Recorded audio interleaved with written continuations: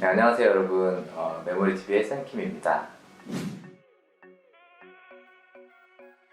오늘은 지난 시간에 이어서 레이저 치료 관리, 기미 치료의 전반적인 내용과 관리에 대해서 설명해 드려 볼게요. 처음 저희가 동영상 올린 내용에 기미 치료나 색소 침착 이런 경우는 색소가 생기는 어떤 원인에 대한 치료보다 전반적인 접근이 중요하다라고 했던 거 기억하시죠? 저는 색소 치료가 다이어트하고 되게 비슷하다고 생각해요.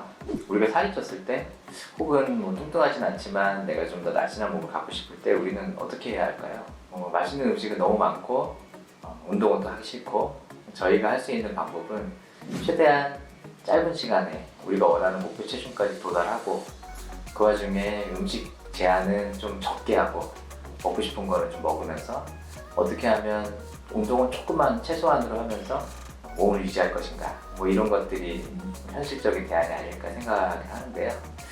레이저 치료를 할 때도 보면 기미에 색소가 이렇게 있을 때 최대한 짧은 시간 안에 가장 확실한 효과를 볼 수 있는 치료를 통해서 색소의 범위를 줄여주고, 필요하다면 저희가 약을 쓸 수 있는데요. 기미의 색소 억제를 시켜주는 먹는 약과 바르는 약들이 있습니다. 근데 어쨌든 약물 투여는 가급적이면 필요한 만큼만 최소한으로 해주는 게 좋겠죠. 약을 좀 적게 쓰면서 레이저는 짧고 굵게 시술을 하면서 이제 피부가 색소를 좀 덜 만드는 환경적인 부분에 있어서의 재생 치료는 꼭 운동을 조금만 하는 것처럼 가장 가성비가 좋고 짧은 시간을 투자해서 내가 가장 좋은 효과를 얻어낼 수 있게끔 그렇게 디자인을 하면 좋을 것 같고요.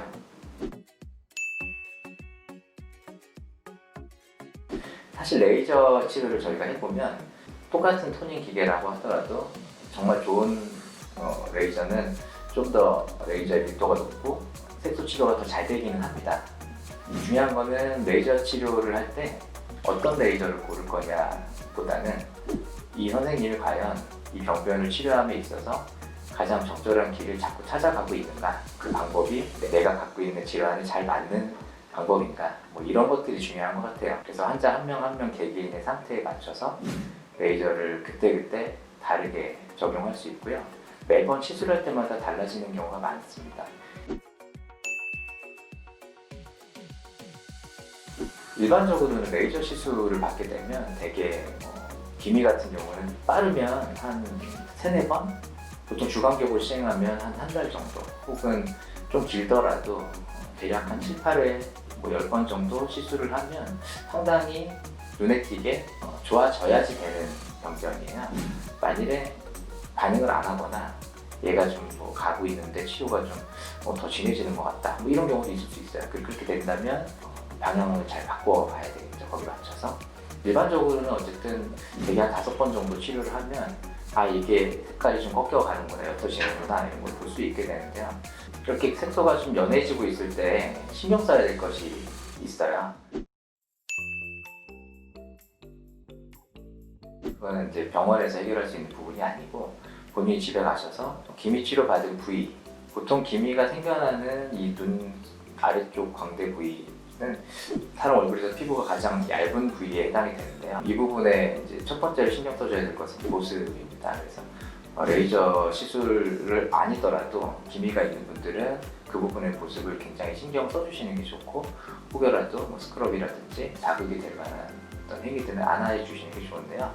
이제 보습 같은 경우는 평소에 우리가 원래 하고 있던, 내가 원래 크림을 썼다 그러면 크림보다 조금 윗등급으로, 로션을 썼으면 크림을 올려준다든지, 크림을 썼으면 좀 더 끈적거리는 밤 제품을 사용한다든지, 이런 식으로 해서 원래 자기가 하고 있던 보습 수준보다 조금 등급을 올려서 해주시면 레이저를 하고 나서 손상된 피부가 좀 회복할 때 아무래도 보호벽 역할을 해줄 수 있을 것 같고요. 두 번째로 꼭 신경 써줘야 될 것은 자외선 차단입니다. 다 알고 계신 얘기지만 사실 기미 치료를 해서 색소가 줄어들고 있다, 이거는 우리가 다이어트해서 살이 빠지고 있다, 살이 빠지고 있을 때는 어때요? 살이 찌고 싶어 해요, 몸은. 마찬가지로 색소를 깨트려서 없애고 있다, 그럴 때는 색소가 다시 생기려고 하는 경향이 굉장히 강해지는 시기거든요. 이때는 있던 색소가 없어졌기 때문에 조금만 자외선에 노출이 되거나 이렇게 외부 자극이 있어도 굉장히 반응이 민감합니다. 그래서 이럴 때는 특별히 더 신경 써서 자외선 차단제를 아주 꼼꼼하게 발라주시는 게 중요하고요. 라이트한 재질을 갖고 있는 이런 제품을 가지고 두세 시간, 서너 시간 간격으로 자주자주 좀 덧발라주시는 게 좋겠습니다. 특히 야외 활동하시는 분들은 굉장히 중요하겠고 뭐 모자 같은 걸 이렇게 써서 좀 가려준다든지 그런 것들도 굉장히 필요할 수 있겠습니다. 세 번째로는요, 사실 기미에서 가장 중요한 부분이라고 저는 개인적으로 생각하는데요. 피부 정밀 촬영을 하게 되는데 멜라닌 분포도를 보게 되면 이 눈 주변이 이렇게 팬더처럼 시커멓게 되어 있는 여자분들이 굉장히 많아요. 그래서 눈 주변은 피부가 얇고 각질층도 얇고 거기를 어떤 화장을 하게 되고 지우고 그 과정이 계속 반복되다 보면 기미가 있거나 없거나 떠나서 그 부분의 자극으로 인해서 만성적인 접촉 피부염이 유발될 수 있고 그 부분이 꼭 아토피 환자들처럼 검티티하게 이렇게 변색이 될 수 있습니다. 그런 현상들을 생각보다 많이 갖고 있더라고요. 그래서 기미가 있는 분들은 특히 그런 행동을 하게 되면 치료가 되진 않습니다. 그런 경우는 집에서 그런 행동을 하는 것들을 좀 자제를 하실 필요가 있고, 일반적으로 기미 치료할 때 스크럽이나 혹은 자극이 될 만한 것들, 혹은 또 아이크림 같은 일부 제품들에 들어있는 레티놀이나 이런 성분들은요, 피부가 좀 얇고 잘 받아내지 못하는 경우에는 각질층이 얇아지게 만들어서 이제 기미를 좀 악화시키는 경우도 있습니다. 그래서 이런 제품들을 사용하실 때는 전문가하고 잘 상의해서 본인한테 잘 맞는 제품을 골라서 사용하시는 게 좋겠고요. 그래서 정리해보면 기미 레이저를 받고 계시는 분들은 좀 내가 원래 하던 것보다 등급이 높은 수준의 보습을 해주겠다. 그리고 선크림은 무조건 좀 철저하게 자주자주 발라주겠다. 그리고 기미가 있는 부위에 혹은 색소 침착이 있는 부위에 피부를 건드리지 않겠다. 상처가 났다가 회복되는 과정하고 비슷하기 때문에 그 부분을 자꾸 건드리면 상처의 만성적인 상태로 넘어가게 되고요. 그렇게 되면 회복이 잘 되지 않습니다. 그 세 가지를 꼭 기억해 주시면 좋겠고요. 선크림은 실외에서만 바르는 개념은 아니고요.